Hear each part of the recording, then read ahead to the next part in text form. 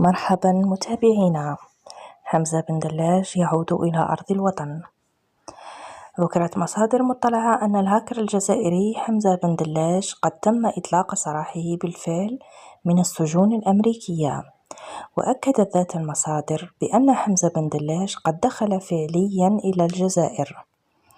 المصادر التي نشرت الخبر أصرت أن بن دلاج دخل إلى البلاد عبر حدودها البرية دون تقديم تفاصيل أخرى عن الظروف التي تم من خلالها تأمين عودته سالما لأرض الوطن. وكان من المفترض أن يفرج عن حمزة بن دلاج في جويلية الفارض، لكن عملية الإفراج عنه تأخرت لأسباب مجهولة. حمزة بن دلاج المدرج ضمن أخطر 10 هاكرز على مستوى العالم، لقب بقرصان شبكة الإنترنت واشتهر بالهاكر المبتسم. وعند القبض عليه من طرف شرطة تايلاندية، أين اعترف بقرصنة أنظمة بنوك أمريكية للحصول على 50 مليون دولار في كل عملية.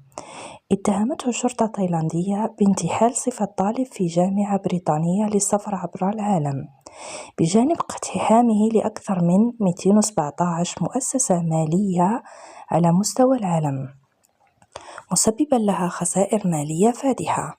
شكرا لكم متابعينا.